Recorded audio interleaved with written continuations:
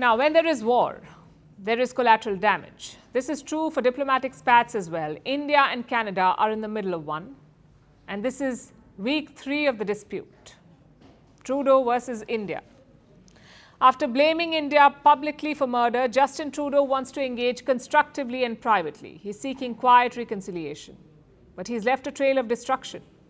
He's given new life to the Khalistan issue. These are terrorists and separatists, and they've gone into overdrive.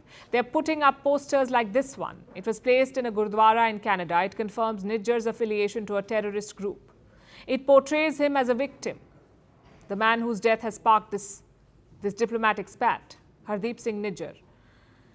Khalistanis have become more active in the UK and the US as well. In the UK, there's a rising security risk. Khalistanis are targeting Indian diplomats.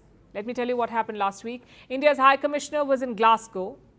He was invited to a Gurudwara, but he was stopped from entering. Look at these images. You can see that car. The Indian High Commissioner is inside. A Khalistani approaches the car. He tries to stop the Indian diplomat and prevents him from stepping out. So the High Commissioner chose to leave without attending the event. Over the weekend, there were more provocations. Khalistanis protested in London. They gathered outside the Indian mission. They burnt the Indian flag.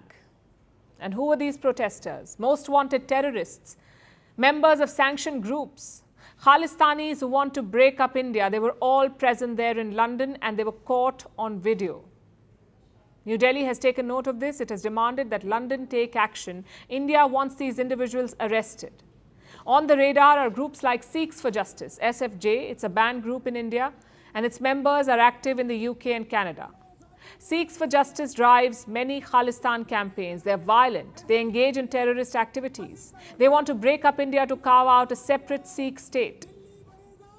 India has crushed this movement, but in countries like Canada and the UK, Khalistanis operate freely. Among them is this man, Paramjit Singh Pamma. He is a wanted man in India, a member of the KTF, the Khalistan Tiger Force. It's the same group that Hardeep Singh Nijjar belonged to. He was the chief of KTF. And Pamma is a member. Now, reports say he attended the protest last weekend. The protest outside the Indian mission in London. He was there. And what is London doing about this? Well, not very much. Khalistani groups in the UK frequently target Indians. You may remember what happened in March.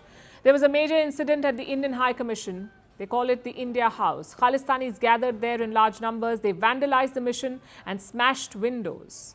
One of them climbed the flagpole and brought the Indian flag down. 7 months later, the UK has finally taken some action. This week, Scotland Yard made an arrest. They held a man linked to the March protest. On what charges?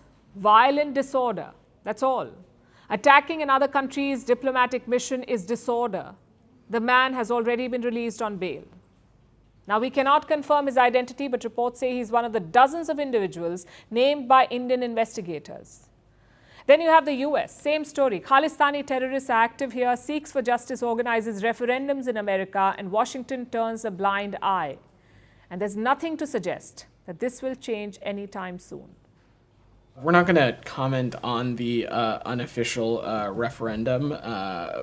What I will just say is that broadly across the board, individuals have the right to freedoms of speech, right to peacefully assemble in the United States, all of which are in line with our First Amendment protections and adherence, of course, to any appropriate federal and local regulations.